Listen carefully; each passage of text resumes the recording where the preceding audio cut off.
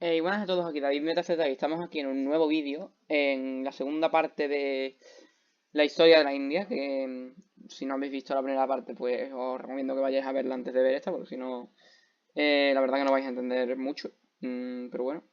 Y estamos justamente donde lo dejamos, en el Sultanato de Delhi, justo antes de entrar en la Edad Media. Al final el capítulo anterior duró 2 horas, este espero que quede bastante más corto, una media hora, no creo que dure más, pero bueno, no hay mucho más que decir. Vamos con el Sultanato de Delhi, que duró desde 1206 al 1526. Y este fue un estado musulmán con capital en Delhi, que fue gobernado por varias dinastías de origen túrquico, indotúrquico y pastún. Pastún es iranio-afgano, o sea, los afganos, básicamente. El sultanato gobernó grandes partes del continente indio desde el siglo XIII hasta principios del siglo XVI. El contexto detrás del origen del sultanato de Delhi en la India forma parte de una tendencia más amplia que afectó gran parte del continente asiático, incluida la totalidad de Asia Occidental y del Sur. El influjo de pueblos túrquicos provenientes de las estepas de Asia Central. Se puede rastrear el origen de este fenómeno desde el siglo IX, cuando el califato islámico comenzó a fragmentarse en el Oriente Medio, donde los gobernantes musulmanes de estados rivales comenzaron a esclavizar a pueblos túrquicos nómadas no musulmanes de las estepas de Asia Central. De estos esclavos se originarían militares leales llamados mamelucos, y poco tiempo después muchos pueblos túrquicos migraron a tierras musulmanas y se islamizaron. En algún momento muchos mamelucos túrquicos se levantaron en armas, conquistaron grandes partes del mundo musulmán y establecieron sultanatos mamelucos desde Egipto hasta Afganistán, antes de fijar su atención en el subcontinente indio. O sea que este sultanato de Delhi es parte de un fenómeno que se repetía en todo el mundo musulmán, que es el de las invasiones de pueblos túrquicos, por el motivo que ya hemos explicado. Empezaron a esclavizar a algunos de estos túrquicos y como eran, como todos los pueblos nómadas, casi todos, eran expertos guerreros, entonces terminaron haciéndose ellos con el control. En fin, en los siglos XII y XIII, pueblos túrquicos de Asia Central invadieron parte del norte de la India y establecieron el sultanato de Delhi en las antiguas posesiones hindúes. La dinastía de los Khaliji, los mamelucos, logró conquistar grandes partes del norte de la India, mientras que, eh, mientras que la dinastía Khalji, vale, sí, claro, Khaliji y Khalji, conquistó la mayor parte de la India central y forzó a los principales reinos hindúes del sur de la India a convertirse en estados vasallos. Sin embargo, el sultanato no lograría la conquista y unificación de todo el subcontinente. El sultanato marcó el inicio de un renacimiento cultural indio, y la fusión resultante de culturas indo-musulmanas dejó legados sincréticos en arquitectura, música, literatura, religión y vestimenta.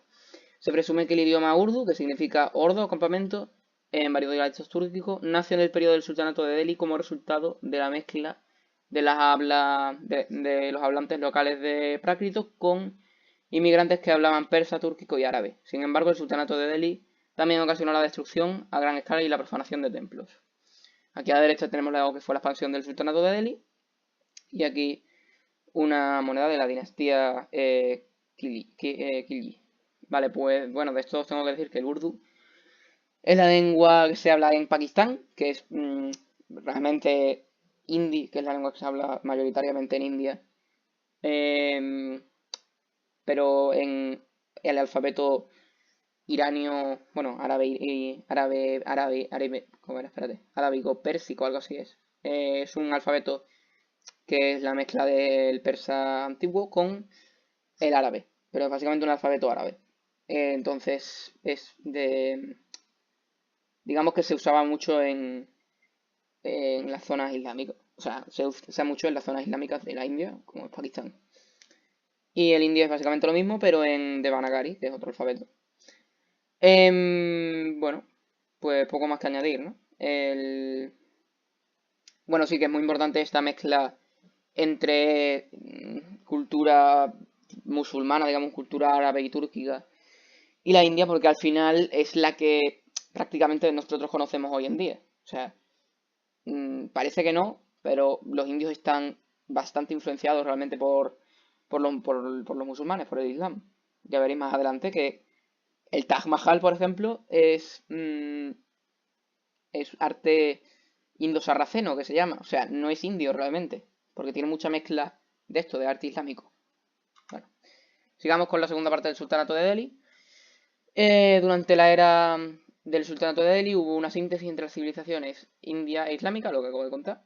Y esta última, la islámica, era una civilización cosmopolita, con una sociedad multicultural y plural, así como amplias redes internacionales, sociales y económicas, que se extendían en vastas áreas de África y Eurasia y ocasionaban una circulación cada vez mayor de mercancías, pueblos, tecnologías e ideas.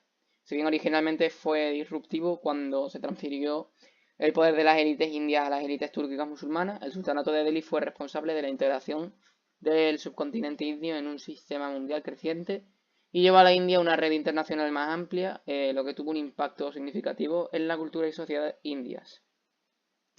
O sea, aquí se abrió más la India al mundo, digamos, al comercio y demás, aunque ya se había abierto obviamente con los imperios que ya vimos en el primer vídeo, pero aquí da paso a más globalismo, por esto también de la religión.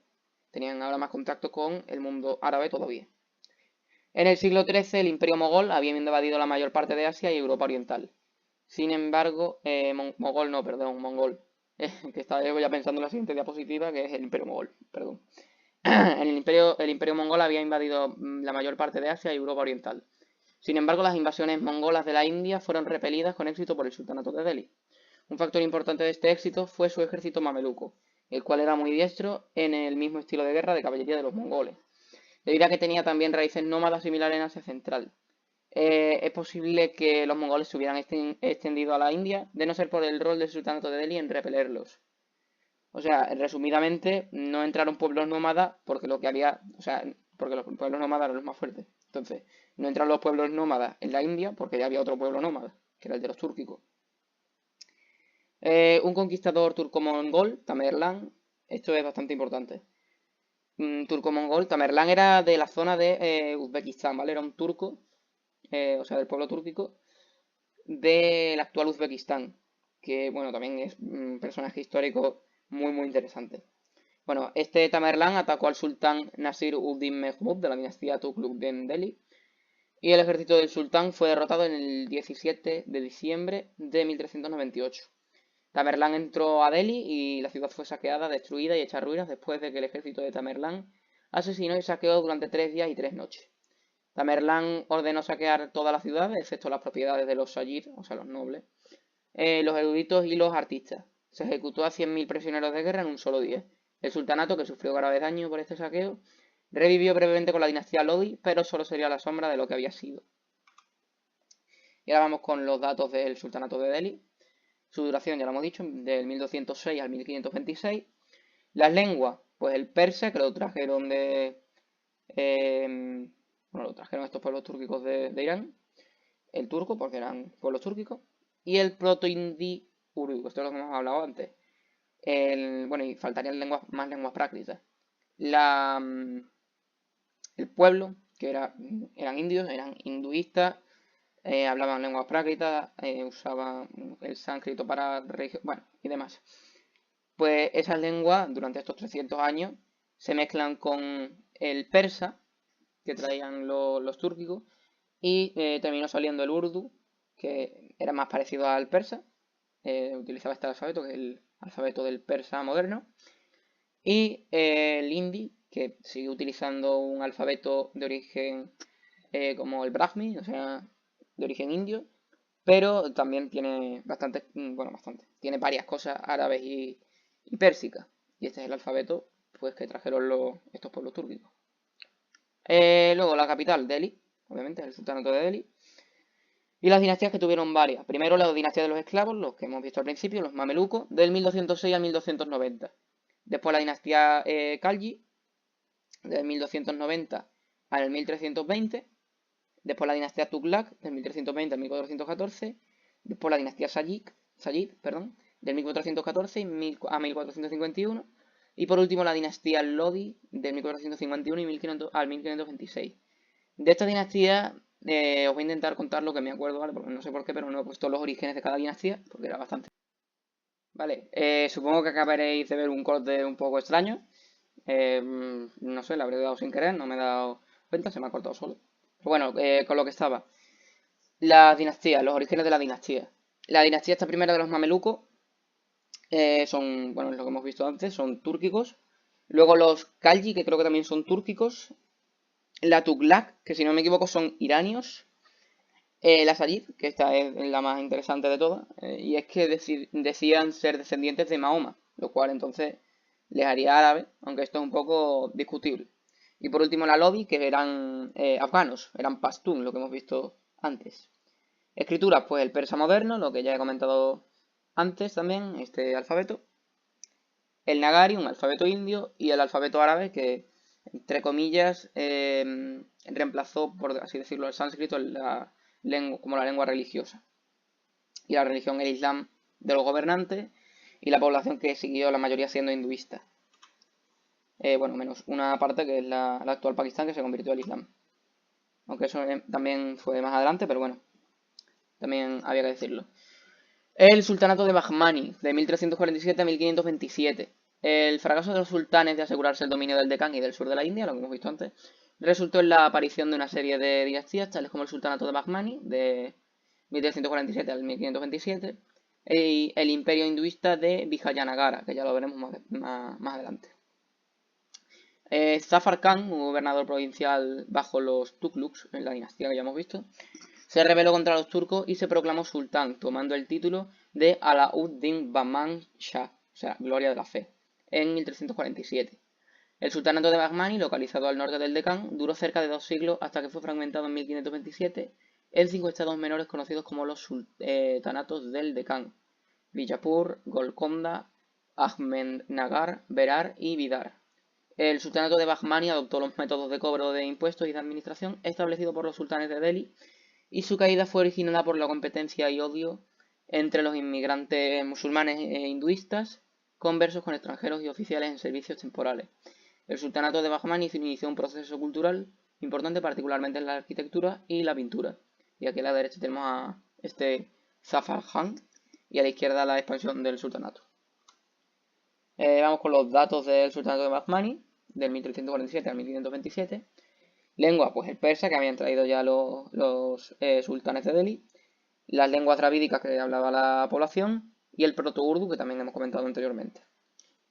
Orígenes, pues turcos, por Delhi también. Persas, también por Delhi. Y afganos también por Delhi. O sea, eran básicamente una expansión del sultanato de Delhi que se decidió independizar. Capitales, Gulbarga y Bidar. Dinastía Bahmani. Y la escritura se usó el persa, el kannada, que es el canarés, y el telugu. Y la religión, el islam. Seguimos ahora con el imperio que ya hemos comentado antes, el imperio de Vijayanagara, que es conocido así por el nombre de su capital, cuyas ruinas rodean la actual Hampi, en el estado de Karnataka. Fue fundado en 1336 por Harihara I y su hermano Bukarraya I, de la dinastía Sangama. La prominencia del imperio Vijayanagara fue la culminación de los intentos de las potencias sureñas indias de contener las invasiones islámicas. Esto hacia finales del siglo XIII. El imperio perduró hasta 1646, aunque su poder declinó después de una importante derrota militar en 1565 frente a los ejércitos combinados de los sultanatos del Deccan. O sea, los que ya hemos visto anteriores, que eran los sucesores de Bahmani.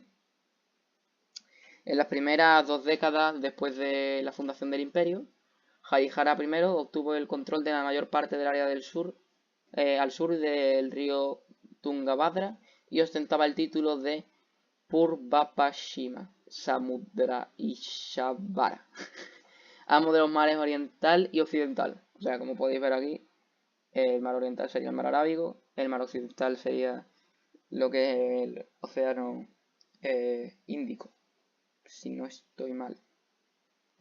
O Pacífico, espérate, un momentito. Bueno, creo que es más bien Pacífico, no lo sé, no lo tengo muy claro. Bueno, hacia 1374, Bukarraya I, sucesor de Harihara I, había ganado el control de Goa en el oeste y el Doab del río Tungabhadra Krishna en el norte. Con el reino Vijayanagara ya en calidad de imperio, Harihara II, el segundo hijo de Bukarraya I, consolidó aún más el reino más allá del río Krishna y llevó la totalidad del sur de la India bajo la égida, o sea, bajo el estandarte, digamos, de Vijayanagara. El siguiente gobernante, Devarraya I, se enfrentó exitosamente contra los Gayapati de Odisha y emprendió importantes obras de fortificación e irrigación. El viajero italiano Niccolo de Conti lo describió como el más poderoso gobernante de la India. Davarraya II, llamado Gayavete Kara, accedió al trono en 1424 y fue quizá el más capaz de los gobernantes de la dinastía Sangama. Sofocó las rebeliones de los señores feudales e invadió la isla de Sri Lanka, o sea, de Ceilán.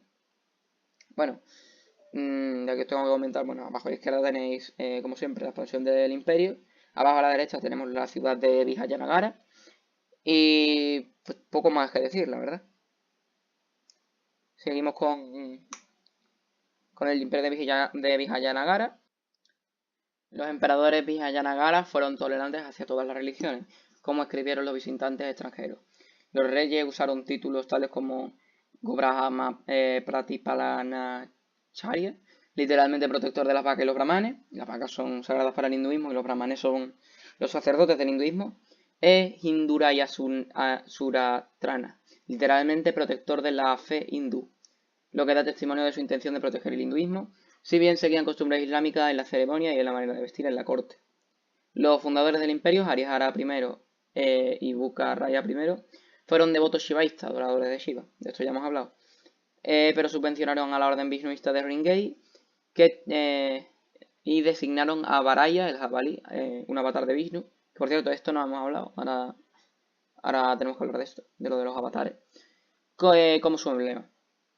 En las excavaciones arqueológicas de Vijayanagara se encontró un barrio islámico, no lejos del barrio real. Nobles de los reinos timúridas de Asia Central, estos son el imperio el cual reinaba la dinastía que ya hemos visto anteriormente su fundador, de los timúridas de Asia Central, también visitaron la ciudad de Tamerlán.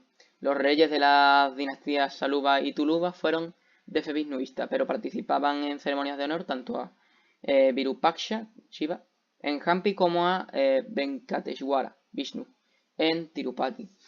Y bueno, esto de los avatares lo voy a decir resumidamente, ¿vale?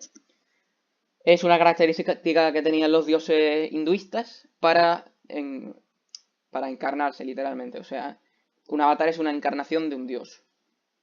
Entonces ellos pensaban que se podían encarnar pues en animales, en personas, sí, bueno, en todo lo que tuviese vida. Y este jabalí, Varaya, pues es una encarnación del dios Vishnu. Y Vishnu es el dios protector, por así decirlo. No es exactamente protector, pero bueno, es de lo que ya hemos hablado, de la tríada hinduista.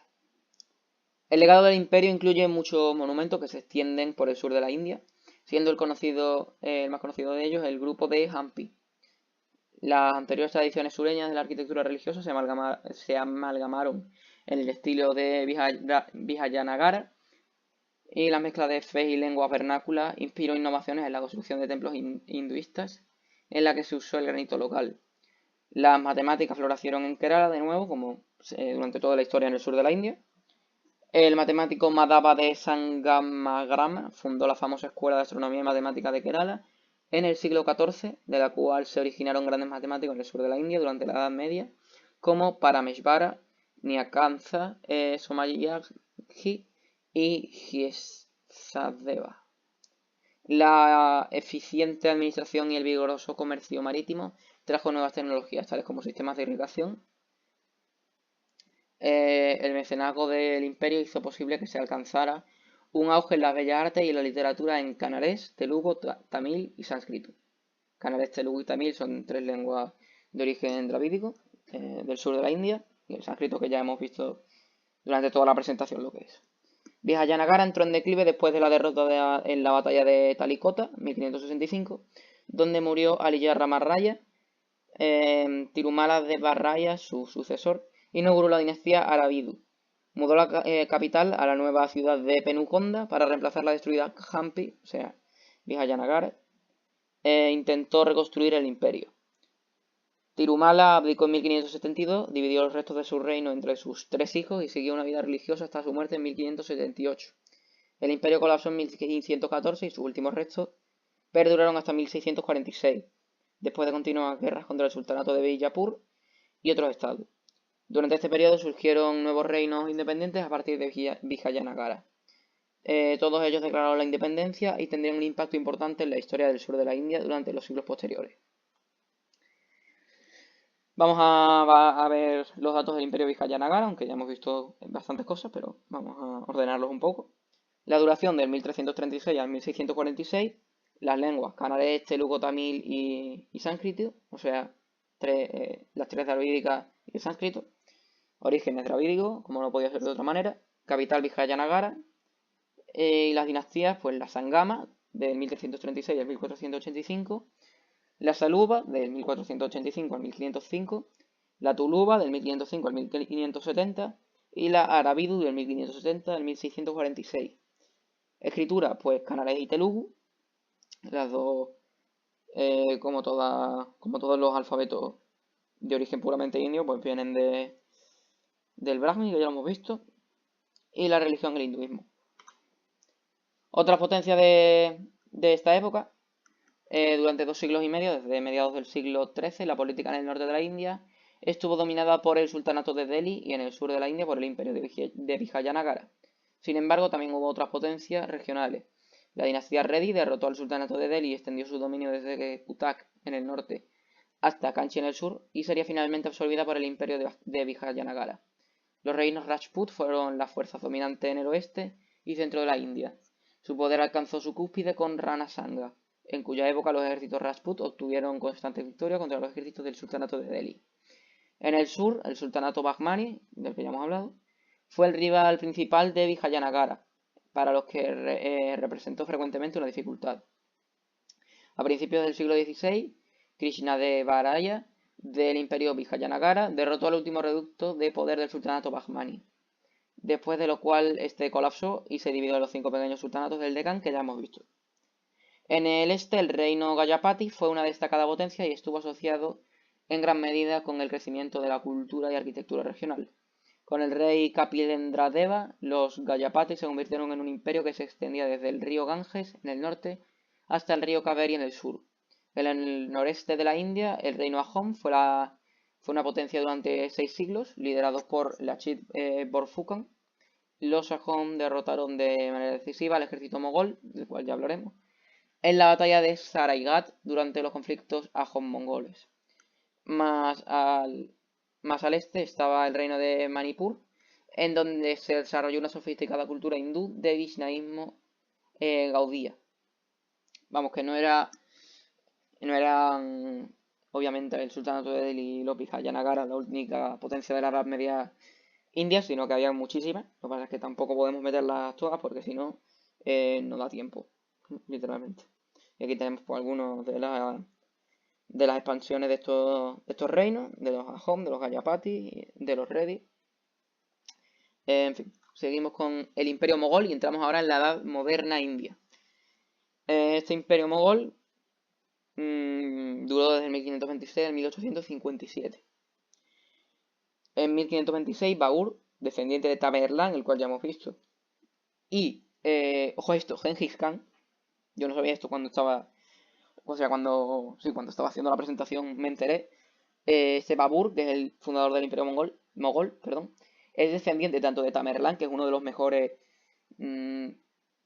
generales, digamos, emperadores de la historia, de los timúridas, y Genghis Khan por vía materna, que es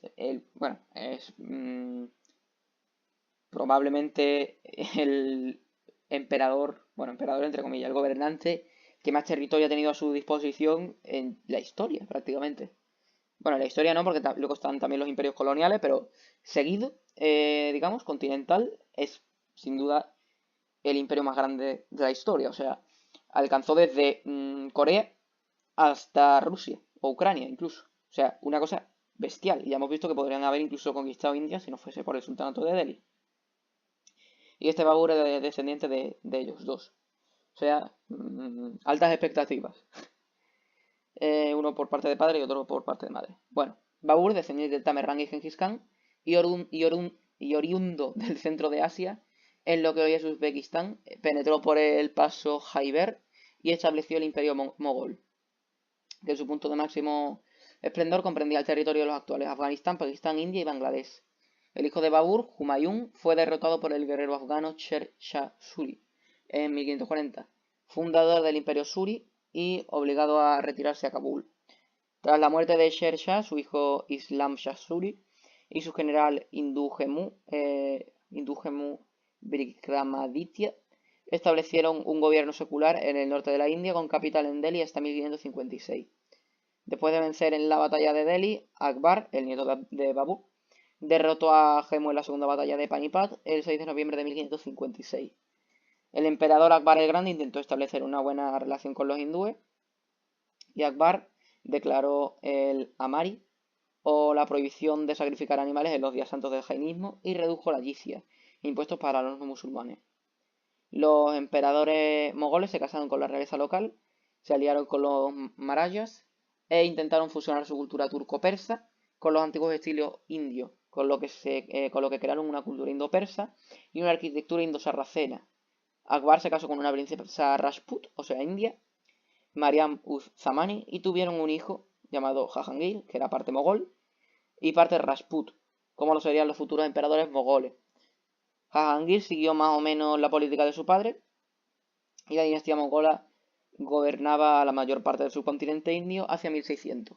El reinado de Shah Jahan fue la era dorada de la arquitectura mogola. Erigió varios monumentos de gran tamaño, como el Taj Mahal, ya lo he mencionado antes, el Fuerte Rojo, el Fuerte Rojo, ambos en Agra, y la Mezquita del Viernes en Delhi, y también el Fuerte de Lahore. Aquí tenemos el Taj Mahal, vamos a empezar de arriba abajo. Tenemos primero a la izquierda la expansión del Imperio Mogol, que fue enorme. Después tenemos a la derecha el fuerte de Lahore. Abajo a la izquierda tenemos el paso Khyber. Aquí tenemos a los tres sultanes mogoles de los que se ha hablado. Luego el Taj Mahal. Luego el fuerte rojo. Y por último la mezquita del Viernes de Delhi. O sea que como podéis ver es una mezcla de muchas culturas realmente ese tipo de construcción. Que realmente es yo creo el más característico de la India. El que todo se nos viene a la cabeza, pero realmente es islámico. O sea, realmente para ver la cultura india nos tenemos que ir al periodo clásico, que ya hemos visto, y eso sí son realmente arquitectura y cultura puramente india, porque esto es ya una mezcla de arte islámico con cultura túrquica, irania, incluso mongola, o sea, muchísimas cosas mezcladas. Seguimos con el Imperio Mogol. La era mogola se considera como la última edad dorada de la India, porque después ya vinieron los ingleses, que ya veremos. El Imperio Mogol fue el segundo mayor imperio que haya existido en el subcontinente indio y superó a China como la mayor potencia económica mundial, al controlar el 24,4% de la economía mundial, al mismo tiempo que representaba el 25% de la producción industrial mundial. O sea, una cosa muy masiva, que de hecho el primer imperio, si no me equivoco, es el Maurya, que ya vimos hace mucho tiempo, o sea, al principio, es del 400 antes de Cristo, no, anterior incluso. Sí, 500, 400 antes de Cristo, de esa época, si no me equivoco, es. Bueno, y llegó hasta el 200 quizá. Bueno, pues el Imperio Mogol es la segunda potencia más grande que ha visto la India de forma independiente, entre comillas, porque el Imperio Mogol muy indio no es que sea, ya lo hemos visto, es una mezcla realmente. Pero bueno. El crecimiento del PIB aumentó durante el Imperio Mogol, cuando la India tuvo una tasa de crecimiento más rápida que durante los 1500 años anteriores a la era mogola. La población de la India también aumentó del 60% al 253% entre 1500 y 1700, el mayor crecimiento del que se tenga noticia en la historia de la India antes de la era mogola. El crecimiento económico y demográfico fue estimulado por las reformas agrarias que intensificaron la producción agrícola, una economía protoindustrial que comenzó a moverse hacia la fabricación industrial y un grado relativamente alto de urbanización para su época. El Imperio Mogol alcanzó el punto máximo de su expansión territorial durante el reinado de Aurangzeb y con él también inició su declive debido al resurgimiento militar maratha liderado por Shivaji. Aurangzeb es considerado como el rey más controvertido de la India y fue menos tolerante que sus predecesores de la dinastía, del Imperio Mogol. Reintrodujo el impuesto de la jizya, el impuesto a los no musulmanes, y destruyó varios templos históricos, pero también construyó más templos hindúes de los que destruyó. Empleó mucho más hindú en su burocracia imperial que sus predecesores y se opuso a la intolerancia religiosa de los musulmanes suníes hacia los hindúes y los musulmanes chiíes.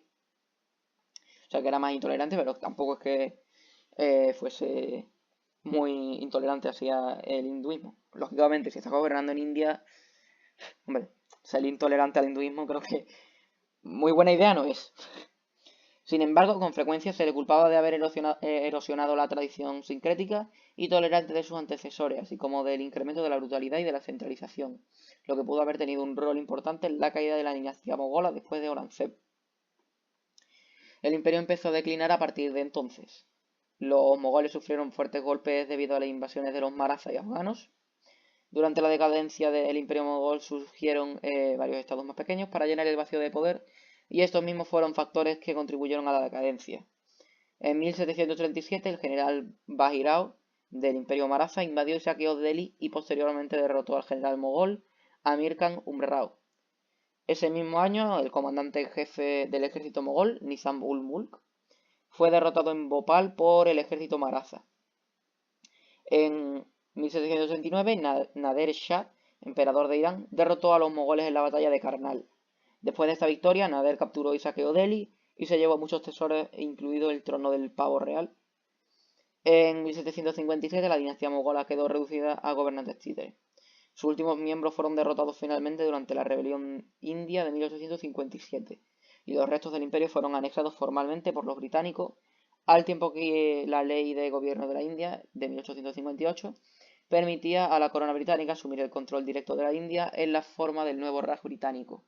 Eso lo veremos más adelante. Ahora vamos a ver una aclaración sobre el imperio mogol, que duró del 1526 al 1857. Como lengua estuvo muchísimas, ¿vale? Aquí es cuando hay ya, bueno, anteriormente también, pero simplemente había puesto Paráclito, aquí he puesto más.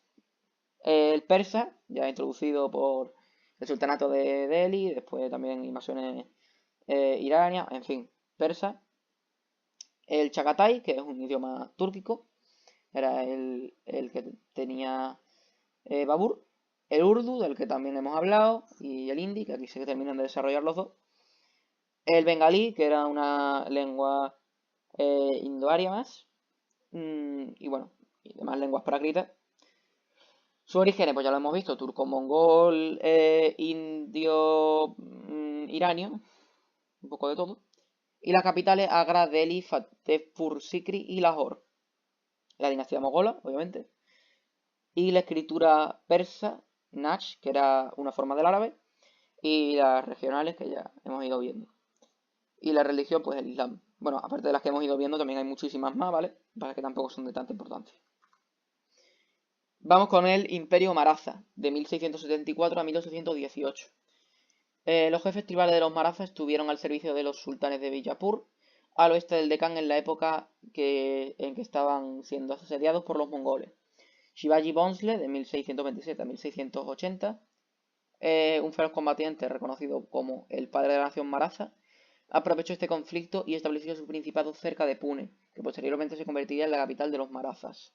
Adoptando tácticas guerrilleras, atacaba a las caravanas para incrementar su poder en dinero, armas y caballos. En mi opinión, ¿vale? Este es, por así decirlo, el primer estado indio a la manera de hoy en día moderno, ¿vale? Vamos, en mi opinión. Porque antes, bueno, lo que había si no eran los sultanes y bueno, también estaba el imperio que hemos visto antes de Vijayanagara del sur, pero ese me resulta más regional, más dravídico, simplemente. Este me es más indio. Eso es mi opinión.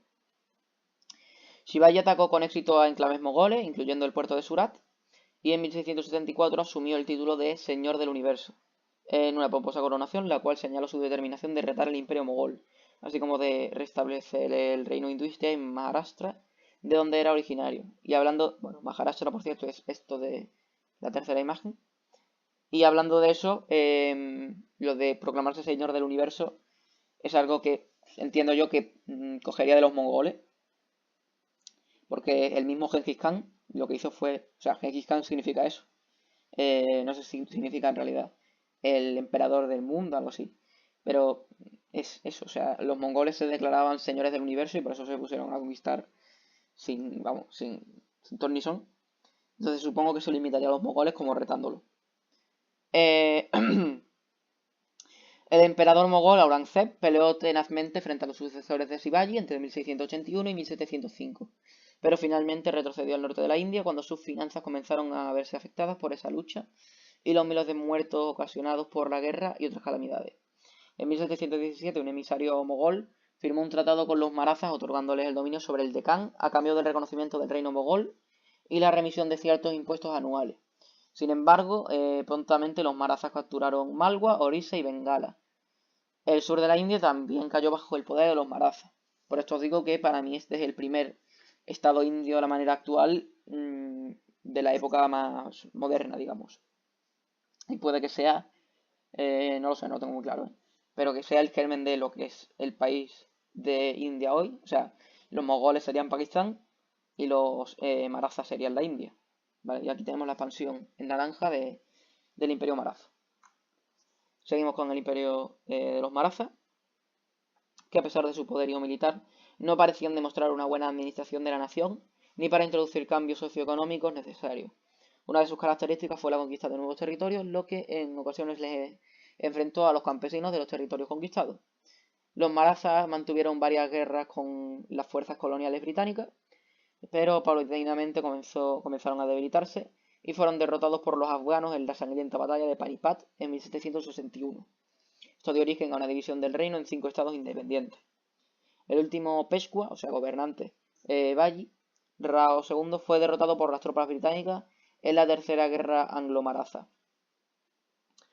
Pero la memoria de Shivaji dejó las heridas abiertas y a finales del siglo XIX una ola de revoluciones sociopolíticas provocaron la transformación completa del Estado y la República de la India. Esto lo veremos después.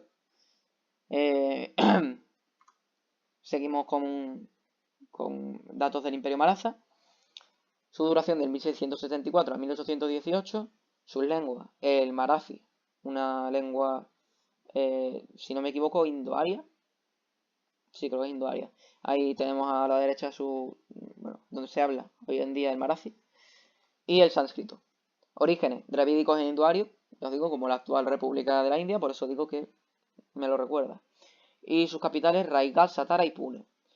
Dinastía, la de los Bonsle y la de los Peshwas. Y sus escritoras, el Modi y el Devanagari. El Devanagari es directamente la lengua, o sea, la escritura más común, digamos, en la India hoy en día. Y el Modi es otro alfabeto de origen indio. Religión, el hinduismo, por supuesto. Vamos con el Imperio Sikh. Esto es un tema bastante complicado que también se le podría hacer fácilmente una presentación solo a esto. Pero bueno, aquí lo he intentado resumir. De Imperio Sikh del 1799 al 1849. La derrota de los Maratha a manos de los afganos ayudó a crear el reino Sikh en el noroeste de la India. Siendo perseguidos por los mogoles, los Sikhes, bajo el mando del gurú Gobind Singh, formaron lo que se denominó el Khalsa o ejército de los puros.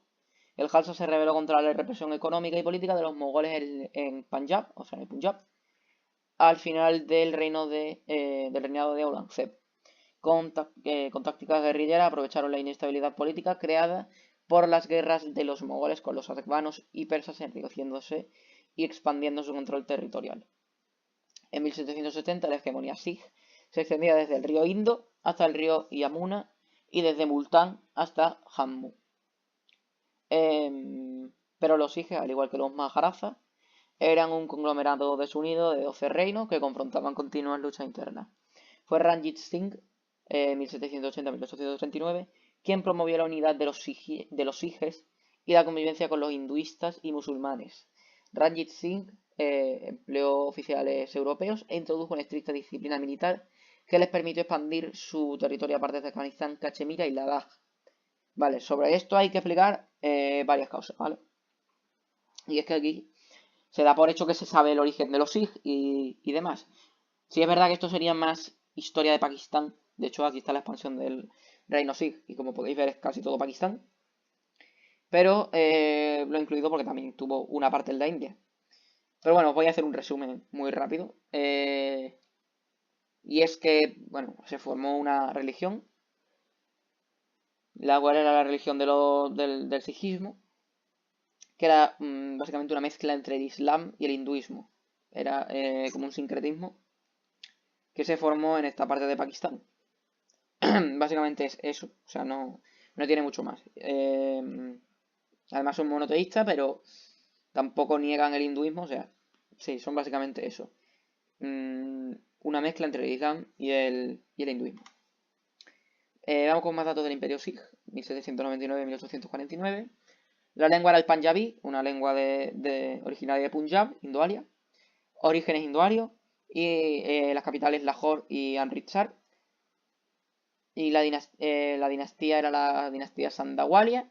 La escritura la Gurmukhi, otra de origen hinduario. Y la religión que ya lo he explicado, el sijismo. Vamos con otros reinos de la edad moderna. Hubo otros varios reinos que gobernaron partes de la India antes de la ocupación británica. Sin embargo, la mayoría de ellos estaban obligados a pagar tributos a los marazas. El gobierno de la dinastía Wodeyar, que estableció el reino de Mysore en el sur de la India hacia 1400, lo que tenemos en la primera imagen. Los Nawab de Bengala, que se convirtieron en los gobernantes de facto de Bengala después de la decadencia del imperio mogol. Sin embargo, su gobierno fue interrumpido por los marazas, quienes lanzaron 6 expediciones a Bengala de 1741 a 1748. Como resultado, Bengala se convirtió en un estado tributario de los marazas. Esa es la segunda imagen. Hyderabad, que fue fundada por la dinastía Qutub Shahi de Golconda en 1591. Después de un breve gobierno mogol, Asif Jah, un oficial mogol, tomó el control de Hyderabad y se nombró a sí mismo Nizam, o sea, gobernante de Hyderabad en 1724. Hyderabad fue gobernado por un nizam hereditario desde 1724 a 1948. O sea, incluso dentro de la ocupación británica. Tanto el reino de Mysore como el estado de Hyderabad se convirtieron en estados principescos de la India británica en 1799 y 1798 respectivamente. Estos eran básicamente dentro del Raj británico estados con más autonomía, que seguían formando parte del Raj, pero con cierta autoridad y con un gobernante local, normalmente. Después de la primera guerra anglo-sig en 1846, bajo los términos del Tratado de Amritsar, el gobierno británico vendió Cachemira al Maharaja Gulab Singh, con lo que se creó el estado principesco de Jammu y Cachemira, el segundo mayor estado principesco, territorio con autonomía, ya lo he dicho, de la India británica, gobernado por la dinastía Dogra. Vamos a seguir ya con la llegada de los europeos. La búsqueda en el siglo XIV de la riqueza y el poder atrajo a los europeos a la costa de la India. En 1498, Vasco da Gama, del cual ya hemos hablado en la presentación de Brasil, que sería, bueno, interesante verla, si no lo habéis visto. De hecho, fue la primera que hice. Este navegante portugués llegó a Calicut, actualmente Coxicode, Kerala, en la costa occidental. En la búsqueda de especias y conversos al cristianismo, los portugueses retaron la supremacía árabe en el mar de Arabia y en el Golfo Pérsico. En 1510 los portugueses se apoderaron de Goa, ciudad que se convirtió en el centro de su poder comercial y político en la India y controlaron por cerca de 4 siglos y medio, incluyendo además los 60 años de unificación de Portugal a España tras establecerse la Unión Ibérica entre 1580 y 1640. O sea que aquí ya los portugueses son los primeros europeos que se hicieron con territorio. Y la competencia entre las naciones europeas ocasionó la fundación de compañías de comercio en Inglaterra, la East India Company, fundada en 1600, y en los Países Bajos, vamos a practicar el neerlandés, la Verenigde Oost-Indische Compagnie, Compañía Unida del Este de India, fundada en 1602. Estas compañías tenían como misión capturar el comercio de las especias, rompiendo el monopolio portugués en Asia. Si bien los holandeses, con mayor capital y soporte de su gobierno, se adelantaron y finalmente excluyeron a los británicos del comercio de las especias en las Indias Orientales, principalmente en lo que hoy es Indonesia. Ambas compañías establecieron su presencia a lo largo de la costa de la India. Ya en 1609 los holandeses usaron varios puertos de la costa Coromandel, al sur de India, especialmente Pulicat, a 20 kilómetros al norte de Madrás, en donde comerciaron con esclavos para sus plantaciones en Indonesia y con algodón para sus fábricas de tela. Los británicos llegaron más tarde y fue en 1639 que se establecieron en Madrás. Los regentes indios de la época vieron con beneplácito la llegada de los holandeses y británicos con la esperanza de enfrentarlos a los portugueses. En 1619 Jahangir les dio permiso para comerciar en su territorio de Surat, en Gujarat, en la costa occidental, y Jugil, en Bengala, en la costa oriental. Estos y otros lugares en la península se convirtieron en centros de comercio de especias, algodón, azúcar, pimienta y índigo. Por cierto, sobre los neerlandeses, que también se mencionan en la historia de Brasil y también se mencionan en la historia de Timor Oriental, poco se habla de que menos en las Indias Orientales, menos en Indonesia, que tampoco han tenido un arraigo que lo flipas ahí, pero bueno, menos ahí se comieron un poquito los mocos en toda la colonización, ¿no? O sea, en América se llevaron Surinam, que yo qué sé, ¿qué quieres que te diga? Al final es un trozo de selva, tampoco tiene mucho más. En África, literalmente no se llevaron nada. En Asia, bueno, Indonesia, que tampoco es que, no sé, tampoco hay mucho arraigo neerlandés en Indonesia, que yo sepa. Y luego no Oceanía nada tampoco. O sea, no sé qué hicieron, la verdad. Bueno, sigamos con el comienzo del dominio europeo. Los agentes de las compañías británicas se familiarizaron con las costumbres y lenguas indias, incluyendo el persa, que era el idioma oficial eh, que trajeron los mongoles. En diversas formas, los agentes británicos en aquella época vivían como los indios, mezclándose en matrimonio, y muchos de ellos incluso no volvieron a sus países de origen. El conocimiento que adquirieron los británicos sobre India y los acuerdos que llegaron con los comerciantes indios les dio a los británicos una ventaja competitiva sobre otros europeos. Los franceses, por su parte, incursionaron en la India en 1664, fundando la Compagnie des Indes Orientales, fundando un enclave en Pondicherry, en la costa Coromandel.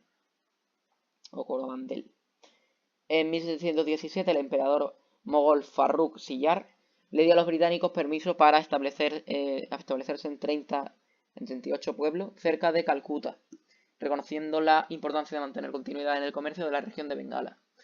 Al igual que los holandeses y franceses, los británicos pagaban con plata y cobre, favoreciendo las arcas de los mogoles e incrementando el empleo de los artesanos y comerciantes locales. Las fábricas británicas competían favorablemente con sus rivales en tamaño y la población, bajo la influencia británica, comenzó a aumentar. Las poblaciones originalmente pesqueras de Madrás y Calcuta, así como Bombay, cayeron bajo la administración británica. Sus factorías y los lugares adyacentes, conocidos como pueblos blancos, representaban la preeminencia de los británicos en términos de poder político, social y cultural. Los indios que trabajaban para los británicos vivían en los denominados pueblos negros, a varios kilómetros de la factoría. Vamos, más o menos algo parecido a lo que se hace hoy en día en las fábricas, la verdad. La compañía británica comenzó a utilizar a los denominados cipayos, los cuales eran soldados entrenados por europeos, pero dirigidos por indios, para proteger su comercio y para resolver disputas de poder entre los jefes locales. La confrontación entre los franceses y los británicos surgió por primera vez en el sur de la India. Vale, sí, bueno, eso está un poco mal. La primera confrontación no. La primera confrontación en el sur de la India, claro sí, en donde se enfrentaron tropas dirigidas por François Dupleix y Robert Clive.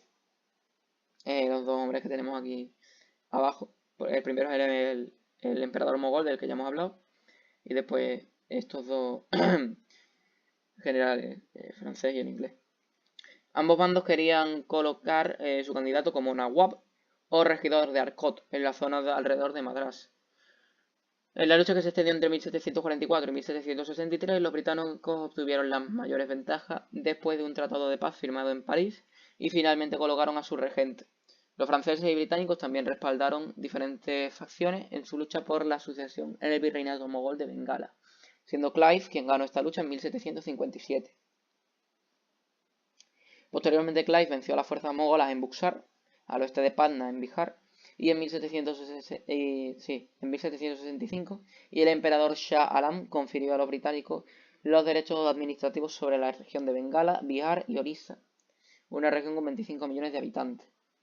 Esa concesión estableció de hecho a la compañía británica como el poder soberano sobre la región. Clive fue el primer gobernador de Bengala. O sea que este Clive fue prácticamente el conquistador de la India. Vamos ahora con el Raj británico. Es cierto que en el siglo XVII Londres reanudó la adquisición de territorios extranjeros suspendida desde la terminación de la desastrosa Guerra de los 100 años. Pero el espíritu, bueno, esto de la Guerra de los 100 años lo veríamos si hiciéramos la historia de Inglaterra, que sería muy larga, pero bueno, a lo mejor lo hago en algún punto, como capítulo, o sea, por capítulos como esta. Pero el espíritu de estas conquistas era todavía fundamentalmente el de una época. Se me ha caído una cosa, ¿vale? Muy bien. El de una época prenacional. Nada confirma esto de manera más asombrosa que el hecho de que la India, entre comillas, solo se hiciera británica 20 años después del ascenso de la reina Victoria al trono. En otras palabras, hasta después la India estuvo gobernada por una empresa comercial, no por un estado y menos por una nación-estado. Vamos, que hasta el ascenso de la reina Victoria era una colonia propiamente dicho, digamos. Era un lugar que solamente utilizaban para explotarlo a lo bestia económicamente y ya está.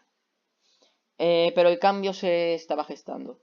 Cuando debió renovarse la Carta Constitutiva de la Compañía Británica de las Indias Orientales en 1813, el Parlamento ordenó la asignación de 100.000 rupias anuales para promover la educación local. En 1822 se creó en Bengala un comité de instrucción pública y en 1834 Thomas Babington Macaulay fue designado presidente de este comité, quien declaró que un solo librero de una buena biblioteca europea vale lo que toda la literatura nativa de la India y Arabia, que como ya hemos visto durante un vídeo de 2 horas y este que va en camino, no, no creo yo que sea muy así, pero bueno. Macaulay, por cierto, es el primero, sí, primero de todos los hombres que tenemos aquí abajo, el primero. Macaulay publicó al año siguiente publicó al año siguiente de su designación como presidente del Comité de Instrucción Pública su famoso Minute on Education, logrando que sus recomendaciones se aplicaran de inmediato.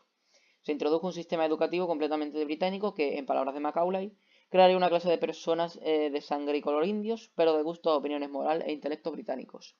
En 1836 Macaulay escribió: ningún hinduista que haya recibido una educación británica se apegará con sinceridad a su religión. Creo firmemente y siempre he creído que si se siguen nuestros planes educativos dentro de 30 años, entre las clases respetables de Bengala no habrá un solo idólatra. O sea que por medio de la educación intentaron eliminar el hinduismo para poner, supongo, sí, el cristianismo, el anglicanismo. La colonización decisiva de los británicos en India comienza a partir de la batalla de Plassey en 1757, después de derrotar al Nawab, o sea, el gobernador, Siraj-ud-Daulah, lo cual les permitió ocupar la región de Bengala. Esta región se constituyó en un protectorado bajo la administración de la compañía y desde este estado los británicos expandieron su influencia hacia otras regiones de la India, al punto de que en 1850 tenían bajo su dominio la mayor parte del subcontinente indio. En 1857 la rebelión de los cipayos, los soldados indios al servicio de los británicos, en el norte y centro de la India y su posterior derrota, causó que el Parlamento británico transfiriera el poder político y administrativo de la compañía a la corona. O sea que aquí se nacionaliza, digamos, la colonia. Siendo este la administradora directa de las colonias británicas en aquella región hasta su independencia. Entre las décadas de 1870 y 1890, casi 40 millones de indios murieron a causa de sucesivas hambrunas. O sea, en 20 años, 40 millones de personas muertas de hambre. O sea, casi la población de España en 20 años de hambre. Vamos, que los ingleses no fueron ahí a regalar libros. Casi, bueno, sí, eso, que lo he leído. Según el historiador Niall Ferguson, el cual es el tercero que tenemos en la lista, hay pruebas claras de incompetencia, negligencia e indiferencia ante la difícil situación de los hambrientos, pero ninguna responsabilidad directa, ya que la administración colonial simplemente permaneció pasiva. O sea que simplemente los ingleses decidieron no hacer nada y dejar a los indios morirse y ya está. Por el contrario, para el periodista Johann Hari, el cual es el cuarto que tenemos, Lejos de no hacer nada, durante la hambruna los británicos hicieron mucho para empeorar las cosas. Las autoridades habrían seguido fomentando las exportaciones a la metrópoli sin preocuparse por los millones de muertos en suelo indio. El historiador Mike Davis, el cual es el quinto, también apoya la idea de que Londres, o sea, Reino Unido, se estaba comiendo el pan de la India. Eh, Además, el virrey Robert Lytton, el sexto que tenemos, prohibió la asistencia a los hambrientos, que a veces eran descritos como indolentes o incompetentes para el trabajo. Los periódicos de las zonas no afectadas por la hambruna recibieron las instrucciones, o sea, recibieron instrucciones de informar lo menos posible sobre ella.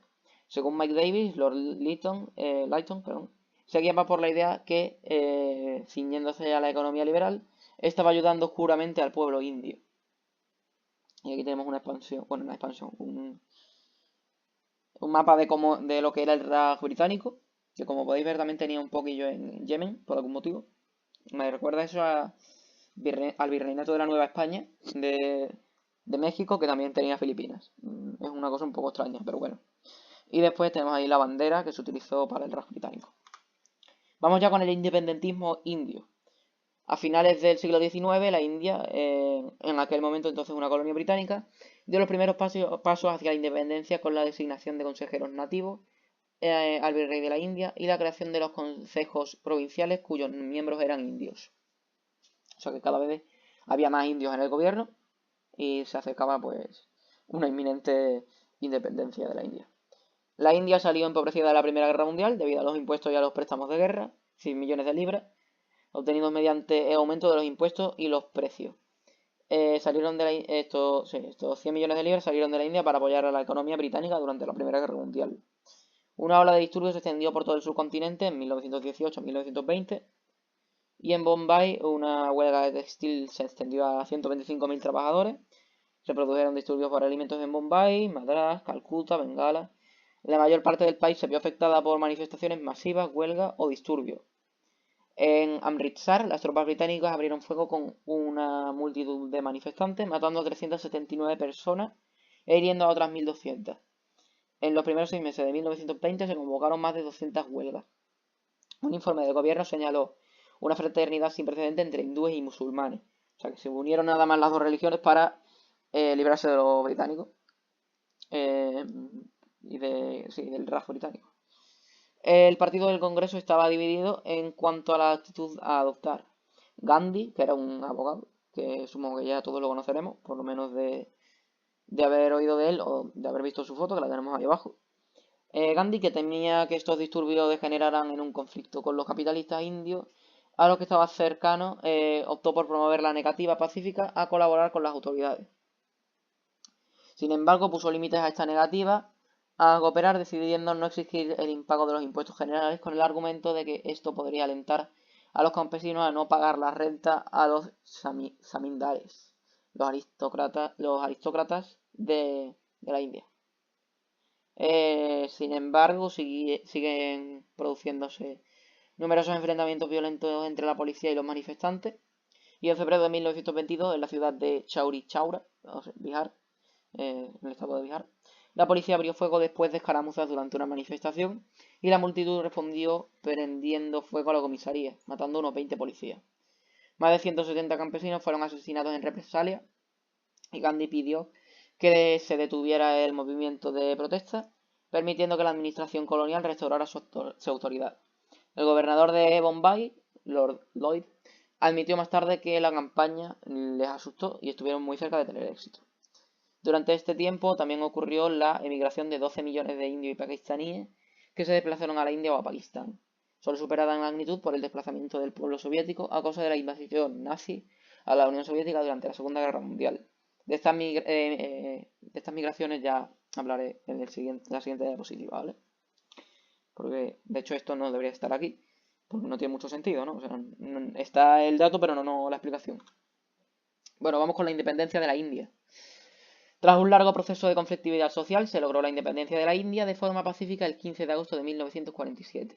Sin embargo, se decidió separar la India en dos estados, uno de mayoría hinduista, la India actual, y otro de la mayoría musulmana, que habían adoptado el Islam, que había venido de de estos pueblos túrquicos que ya hemos hablado, siendo Pakistán y Bangladesh, que más tarde se separaron, estos dos países también. O sea, sinceramente, yo a lo mejor soy el que me equivoco, ¿vale? Pero a mí me parece que aquí hicieron una chapuza de niveles catastróficas. O sea, divides el país en dos países, sí, divides el país en dos países sin tener ni sentido, porque es por la religión, pero ahora me dejas Pakistán y Bangladesh, que están, vete tú a saber a cuántos kilómetros de distancia entre uno y otro, y me los pones para el mismo país. O sea, ¿qué haces? Es que no se entiende. Es más, yo no sé, quizá yo no soy el que vive en la India, quizá los indios están muy felices con ser indios, pero a mí es que tampoco me parece realmente, o sea, creo que tienen más que ver un pakistaní con un indio del norte, con un indoario, que con un dravídico del sur. O sea, no sé, yo creo eso. O sea, no tiene mucho sentido cómo está organizada, cómo está organizado el subcontinente. Yo haría o un macro país que fuese India, Sri Lanka, Bangladesh y Pakistán, y que cada uno tuviese su estado y ya sus leyes y todo, o directamente, como mínimo, un país en el sur y otro en el norte. O sea, un país en el sur de la India, otro país en el sur, en el norte de la India, luego Pakistán y Bangladesh. Pero como está ahora, no sé, a mí me parece un poco extraño. No sé. Por otra parte, los territorios del Raj. Sí, vamos con los territorios que se quedaron con el Raj británico. O sea, se independizaron en el 15 de agosto de 1947 Pakistán e India, pero claro, todavía quedaban bajo su poder varias islas. La zona costera de Ceilán, o sea, Sri Lanka, parte de la India británica desde 1795 hasta 1798, cuando se convirtió en una colonia de la corona separada del imperio. Birmania fue anexada gradualmente por los británicos. Es verdad, Birmania también, no lo he mencionado. Eh, anexionada por los británicos entre 1826 y 1886. Se rigió como una parte de la administración de la India británica hasta 1937. Posteriormente fue separada y administrada directamente. Birmania logró su independencia el 4 de enero de 1948 y Ceilán el 4 de febrero del mismo año. Bután, Nepal y las Maldivas y los otros países que actualmente conforman Asia del Sur no se vieron afectados por la partición. Los primeros dos, Bután y Nepal, antes eran considerados como estados del Principado. Posteriormente firmaron tratados con los británicos, los que los designaron como estados independientes antes de la partición, y por lo tanto sus fronteras no fueron afectadas por la partición de la India. Si no, muy probablemente Nepal y Bután serían parte de la India. O sea, para que os hagáis una idea de cómo hicieron esto, ¿vale? Las Maldivas se convirtieron en un protectorado de la corona británica en 1887, pero lograron su independencia en 1965 y tampoco fue afectada por la partición. La India fue tomada progresivamente, fue tomando los enclaves franceses y portugueses entre 1947 y 1961. Vamos ahora con la India actual y los conflictos con Pakistán. Y si no me equivoco, sí, esta es la última diapositiva, ¿vale? Lo que es el estado de India actual lo he puesto muy, muy resumido. Porque, claro, con Brasil, por ejemplo, puedo ponerte presidente por presidente porque no pasa nada. El vídeo igualmente va a durar media hora. Pero es que aquí llevamos ya aproximadamente 3 horas entre las dos partes. Entonces, claro, para no hacer el vídeo eterno, pues vamos a resumir esto un poco. Después de la independencia y la partición de la India en la República de la India y de Pakistán, por 6 semanas en agosto y septiembre de 1947, los hinduistas, los sijíes y los musulmanes lucharon entre ellos en una encarnizada pelea que dejó más de 200.000 muertos. O sea, imaginaos si resolvieron bien el conflicto los ingleses, que 6 semanas después de independizarse ya se estaban pegando. Desde su independencia, la India ha intervenido en 4 guerras contra Pakistán. O sea, 4 en unos 80 años. O 70. Sí, unos 80, mejor dicho. Desde su independencia, la India ha intervenido en 4 guerras contra Pakistán y una también contra China, es verdad. También detonó una bomba nuclear en 1964 y fue declarada como nación nuclear en 1998. Lo de detonar la bomba nuclear obviamente no se refiere en suelo terrestre, o quizás sí suelo terrestre, pero el caso no a población civil, ¿vale?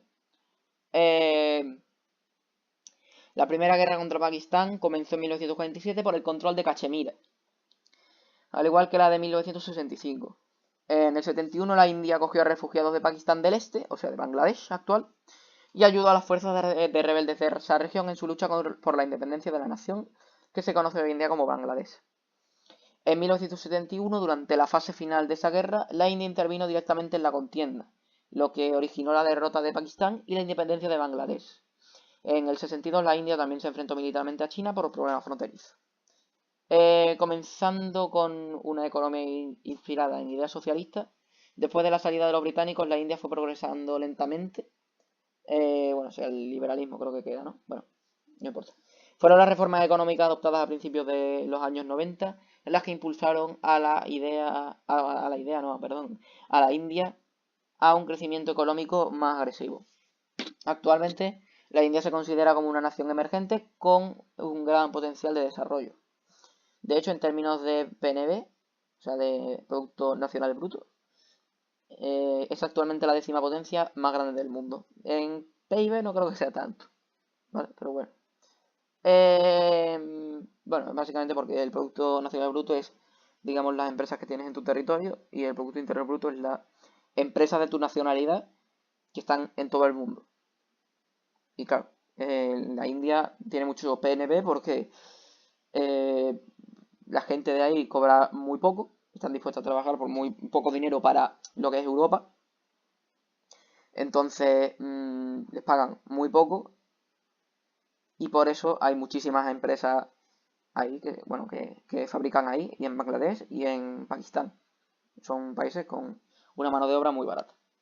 Los economistas predijeron que al ritmo de crecimiento conseguido hacia el año 2020, India se convertirá en el país más poblado de la Tierra, que de hecho creo que ya lo es, y en el 2050 es la tercera mayor economía mundial. Claro, esto es muy bonito hasta que ves calles reales de la India y te das cuenta de que no sé quién tendrá toda esa riqueza, pero bueno. Aquí tenemos la bandera de la India actual, lo que es la India hoy en día, y esto es Cachemira, si no me equivoco. A ver, un momentito. Sí, es Cachemira. ¿Qué es esto? Pues básicamente es que cuando se separaron India y Pakistán, se quedó ese estado partido por la mitad, entre Pakistán e India. Entonces ahora lo reclaman los dos, y por eso están siempre en conflictos y en tensiones Pakistán e India. Bueno, pues nada más que añadir. Si te ha gustado el vídeo, suscríbete y seguiré con esta serie. Y bueno, nos vemos en la próxima. Adiós.